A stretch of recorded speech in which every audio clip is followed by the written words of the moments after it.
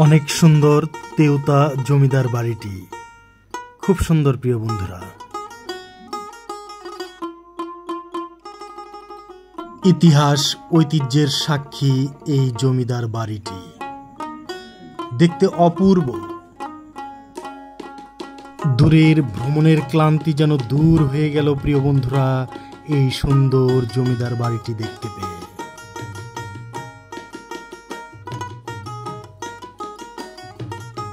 সুপ্রিয় বন্ধুরা, আসসালামু আলাইকুম।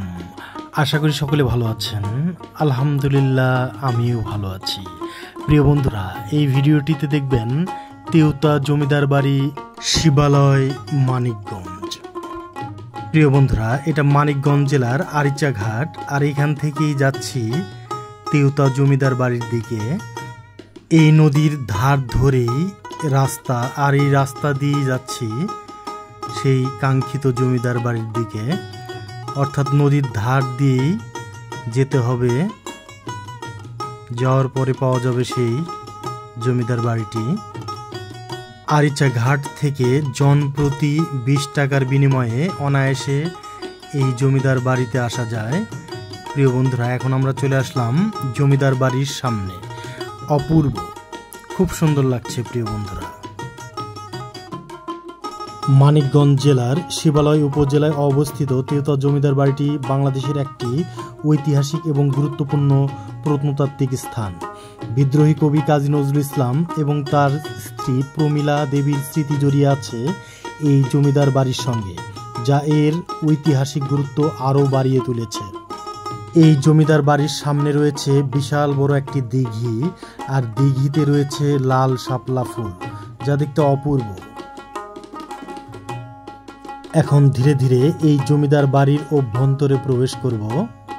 দেখুন, চুন শুকরির গাঁথুনি, অনেক পুরনো এই বাড়িটি। প্রিয় বন্ধুরা, আমাদের বাংলাদেশের দর্শনীয় স্থান আপনারা বেশি বেশি দেখুন এবং আমাদের বাংলাদেশের পর্যটন শিল্প উন্নয়নে আপনারা এগিয়ে আসুন।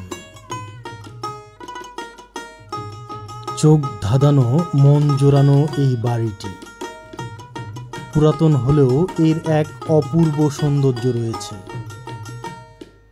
জনশ্রুতি অনুসারে প্রায় 300 বছর আগে সপ্তদশ শতকে পঞ্চানন সেন নামের একজন দরিদ্র ব্যক্তি তামাক ব্যবসা করে প্রচুর অর্থ উপার্জন করে তেওতায় এই জমিদার বাড়িটি নির্মাণ করেন।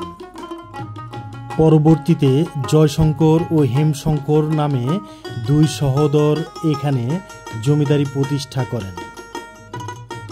তাদের নাম অনুসারে বাড়ির প্রধান ভবনগুলো হেমশঙ্কর এস্টেট এবং জয়শঙ্কর এস্টেট নামে পরিচিত ছিল। এই ভবনগুলোর নকশা দেখতে অপূর্ব, খুব সুন্দর লাগছে প্রিয় বন্ধুরা। এই জমিদার বাড়ির স্থাপত্য শৈলী ছিল অসাধারণ। এখানে ছিল 55টি কক্ষ। প্রতিটি এস্টেটের সামনে ছিল নাট মন্দির এবং পূর্ব দিকে জমিদারদের অন্দরমহল হিসেবে ব্যবহৃত হতো লাল দিঘি বাড়ি। দিঘিতে শান বাঁধানো 2টি ঘাট এবং একটি চোরা কুটুরিও ছিল। এছাড়াও এখানে একটি নবরত্ন মঠ রয়েছে, যা দূর থেকে দেখা যেত। 1858 সালে নির্মিত এই মঠটি 1897 সালের ভূমিকম্পে ক্ষতিগ্রস্ত হলেও পরে 1906 সালে সংস্কার করা হয়। তেওতা জমিদার বাড়ির সবচেয়ে উল্লেখযোগ্য দিক হল এখানে কাজী নজরুল ইসলাম এবং তার স্ত্রী প্রমীলা দেবীর স্মৃতি জড়িয়ে থাকা। প্রমীলা দেবীর পৈতৃক বাড়ি ছিল জমিদার বাড়ির পাশেই। নজরুল তার বন্ধু ধীরেন সেনের সঙ্গে এই বাড়িতে আসতেন এবং প্রমীলার প্রেমে পড়েন। সেই সময়ই তিনি প্রমীলাকে উদ্দেশ্য করে লিখিয়েছিলেন তার বিখ্যাত গান, তুমি সুন্দর তাই চেয়ে থাকি প্রিয়, সে কি মোর অপরাধ। এই বাড়িটি অনেক ইতিহাস, গান ও কবিতার সঙ্গে জড়িয়ে রয়েছে। দেশ ভাগের পর জমিদার পরিবার ভারতে চলে গেলে বাড়িটি পরিত্যক্ত হয়ে যায়। বর্তমানে এর অধিকাংশ ভবন জরাজীর্ণ ও ধ্বংসপ্রাপ্ত। তবে কিছু ভবন এখনও টিকে আছে, যা ঐতিহাসিক নিদর্শন হিসেবে কালের সাক্ষী হয়ে দাঁড়িয়ে আছে।